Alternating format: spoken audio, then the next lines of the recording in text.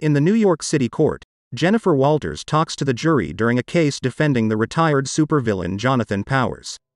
Powers had been arrested after an undercover federal agent and a paid informant entrapped him to talk about his desire to go back to his criminal career.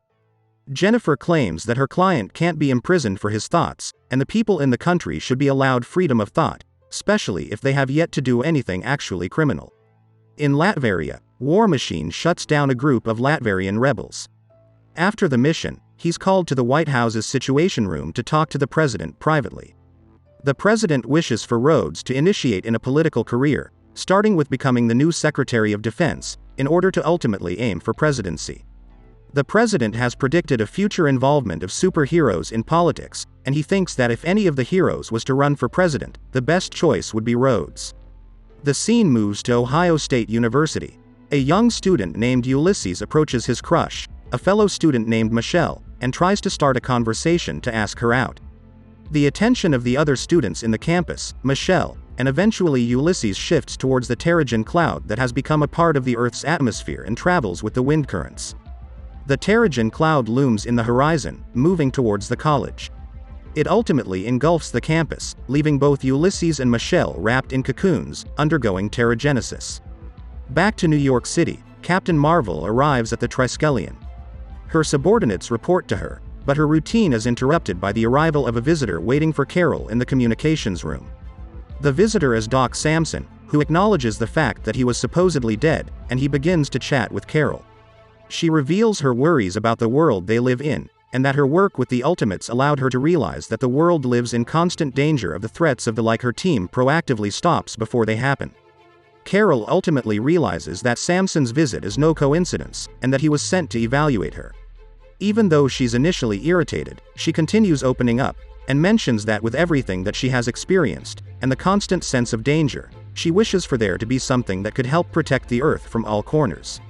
While Samson argues that the superhero community is said thing, Carol questions what would happen the day that is not enough. On a S.H.I.E.L.D. helicarrier over Dover, New Jersey, She-Hulk meets up with S.H.I.E.L.D. director Maria Hill. When Hill brings up Powers' case, which Jen has lost, She-Hulk mentions that she plans to appeal against the conviction. However, Hill interrupts Jen to inform her that Powers was killed by a guard during a scuffle with two fellow inmates while he was in custody. She-Hulk highlights that he was innocent, and that he was imprisoned before actually committing any crime. Hill tries to console her, telling her that Powers would still have backslid either way. Back in Ohio, the zone swept by the Terrigen cloud has attracted the press, bystanders, and authorities. While one of the students is being interviewed, Ulysses comes out of his cocoon, without any superficial changes. Michelle comes out of her cocoon almost immediately thereafter, having been turned into an enraged red-skinned beast with wings and a tail. When people begin to react to her new appearance, Ulysses' eyes turn red before blacking out. When he wakes up, he finds himself in a war-torn Manhattan, and begins to panic.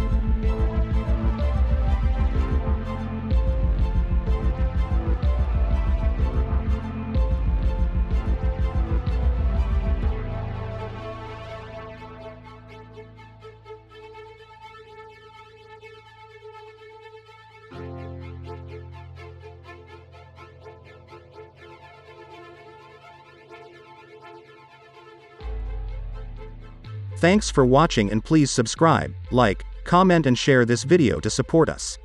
See you on the next comic review videos.